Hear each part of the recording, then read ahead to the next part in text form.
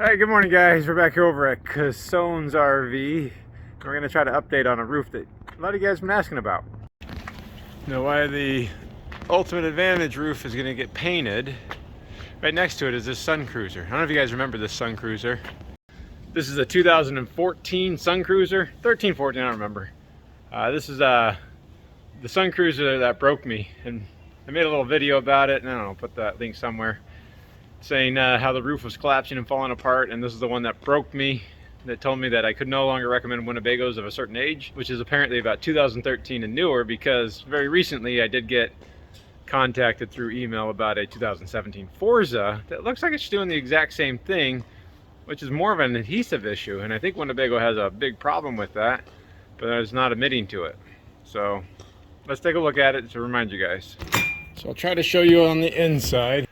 Right here, the slide out is hitting the ceiling because the ceiling has collapsed. It's supposed to be a pretty big gap. I don't know if you can see the gap right there. I can put my hand through, and I can't get my hand through here. Like this entire roof is drooping down and sagging from about this wall all the way to the front. What I didn't show you guys before is that there's a lot of, looks like, seams in here that Winnebago didn't have before. We'll get on the roof and take a look at it too. As part of the video before, I kind of carefully walked on this thing, but it's kind of hard to see from any real vantage point. There's this hump right here at that seam, another hump right there at that seam, another hump at that seam, and the whole AC sunk down in the roof. See if we can't get a better cross section here. Hopefully you should be able to see this a little bit better. Oh, it's so loud and gross.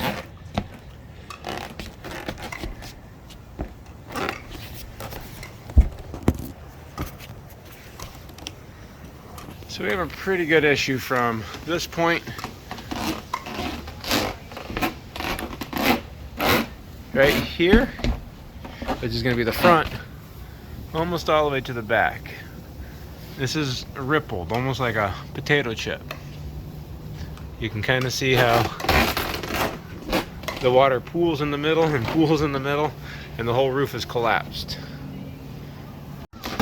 So I'm going to try to help the guys out and see what we can do to fix this. On some level, I would have recommended a whole new roof, but that wasn't in the cards for this RV or for the owner. So like any other roof job, we're going to have to tear everything apart, starting on the roof and on the outside. You guys should have seen this enough. We'll go ahead and do the tear down, get this front cap out of the way, the rear cap out of the way, all the components off the roof, and then we'll check back in. Maybe if I find anything weird, I'll record it for you guys, but I gotta get this done. We do have it torn apart. You may not think so, but I'm pretty tired for today. So the rear cap's loose. Now this one has a window in it, which is kind of odd. So tear that apart. So tomorrow we'll start breaking it apart and see what it looks like underneath. It's even squeaky back here. Biggest concern about this is that the luan's loose from the foam. I can tell you there's definitely some signs of water damage where the satellite was, but that's just because the satellite installer did a very bad job. I don't understand what they were thinking when they did it. As you install a satellite dish or a solar panel, you need to put sealant as a gasket underneath. The slap seal on top didn't do anything because there's a unprotected edge right there. Water can get in. Same with when you put cables through the cable plate right there, you need to put a big old glob of sealant so when it smashes down, it seals that. So water was definitely getting in right there, but that water was not making it the entire length of the motorhome. So we have to go down inside, brace the ceiling up like we did on that Horizon before we tear this apart, because we suspect the Phylon's going to be stuck to the luan really well, so when we go to peel this, the Phylon layer off, it's going to pull off the luan too at the same time. And having that much exposed roof is not something we really want, so we'll likely maybe cut the Phylon at each of these seams right there. This is a pretty natural stopping point for today. I hope so. But I mean, even right here, we can see there's definitely no water damage in that. And that paneling is completely loose from the foam, like it didn't even stick down, like they forgot to glue it. So I'm gonna wonder how much foam we're gonna see on the back side of the paneling here. But that's gonna be for tomorrow, James, to worry about. Today, James is tired. The next step before we rip the roof off is obviously we need to support it from the underside. You guys saw that one where we did the horizon. Very similar thing. We're gonna build a header underneath, use some jack screws to put a crown back on this roof, hopefully. What, a foot in front of that vent is where it starts? Yeah, right about there. We're probably right about where you're at. I will hold it here. Well, I mean, these are 4x8 panels, so we can pretty much measure them, right? Yeah, So that's 1, 4, 8, 12, 11, 4, 15. 15. All right. All right, well, we got some supplies here. A couple 4x4s, 2x6s. We're not going too far. Don't worry, we'll put a red flag on it. So we got supplies. We're gonna make a jack wall, a jack. King Jack. King Jack. Yeah, that's what the framers call it. Is that what the framers call it? Yeah. Okay. And we'll use this 2x6 header using some screw jacks to lift it up in place. Hopefully support it as we rip the roof apart.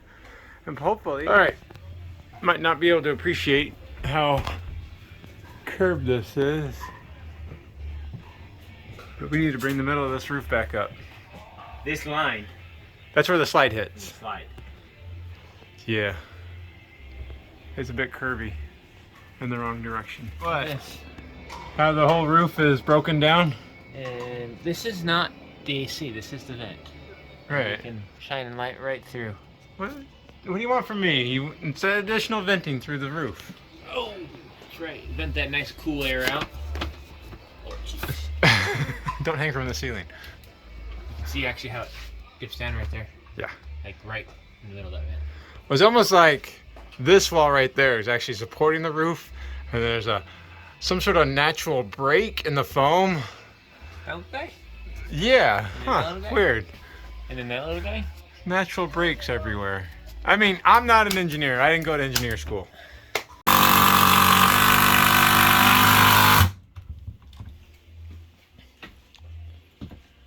You want a real one? Whoa, okay. Give me a real screw. There you go.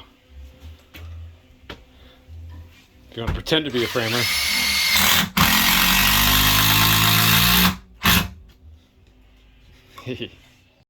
Well, jack these guys back up again, just like we did before. It's gotta work. So we have 3 jacks lifting up the header that we just built. This header is gonna be that 2x6s. They're screwed together.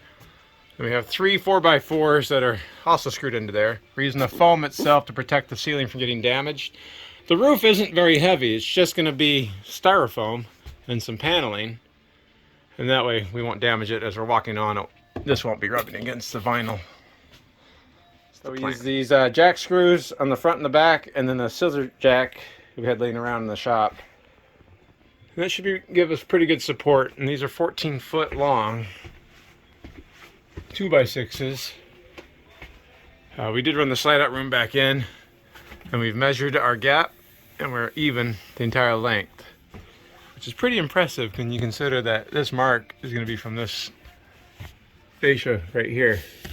Now we don't really have it rubbing. Been supported. You may not be able to appreciate it, but it feels a lot better up here now. These wrinkles that are going to still be on the roof, that's just because it's been deformed. But now I feel safe that we can take this roof off and it's not going to fall apart on us anymore, and it's stabilized. So that's good news. So next step is to obviously get on the roof and start tearing it apart. We'll go ahead and take a look at it. Once the roof's taken apart, we'll be able to figure out what to do with the foam a little bit better. My guess is we're going to have to start gluing the foam to all the interlocking pieces and to the ceiling panel foam. maybe I'll try to make sense of it when we get to that point. All right, so here's the plan today. It's pretty much just it. We're going to rip the roof off. So we're going to cut this area out and basically explore and see what we find underneath before we go any further. I'd say it's a point of no return, but we're way past that point.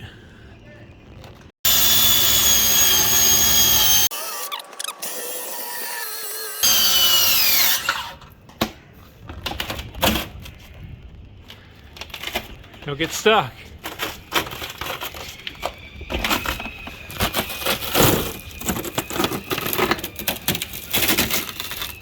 Hey, look at that. No water damage whatsoever.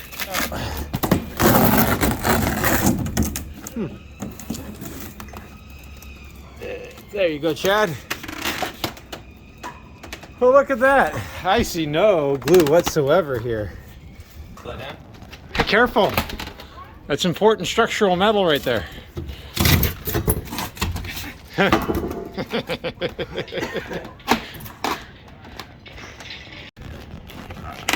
You think it's an oversized channel too? I don't know what you want from Winnebago. They're just trying their best. Oh, well, at least they got this. Oh, the double-sided tape held really well.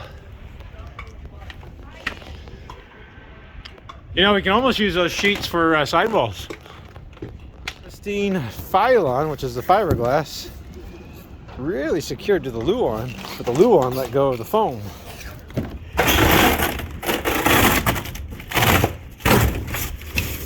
Oh, there's the structural metal right there. For the Satellite? I don't know. Yeah. Probably. It was supposed to be mounted, but they mounted it in front of it. I mean, that's almost like 2 or 3 sheets of tinfoil right there.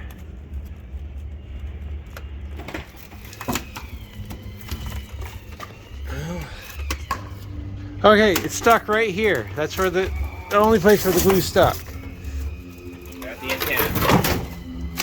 There it was. That's where it's stuck.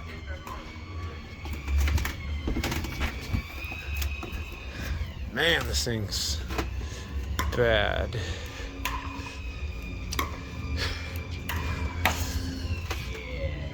I feel like this is different glue than Winnebago was using before too. I think they did a change and didn't tell anybody. And then they said, ooh, that was a bad idea, and didn't tell anybody.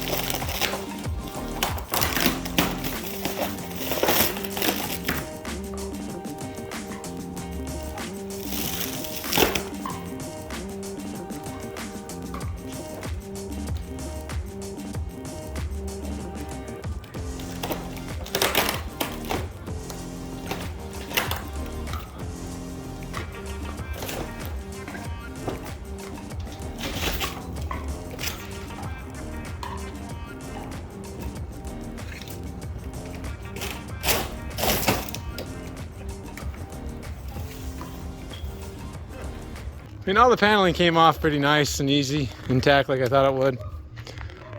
The plywood did not stick to the foam, which seems to be the biggest problem we have going on right now.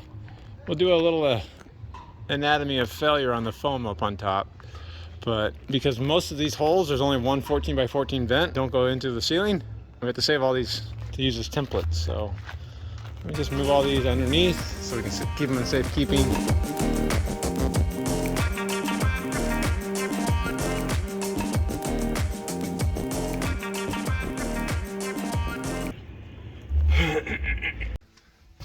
Somebody said that was strong enough, and they did the math on it, and the math checked out. I hope that guy's fired. I don't want anybody fired. Chad's mean. Yeah. We all learn. I've made a lot of mistakes every day.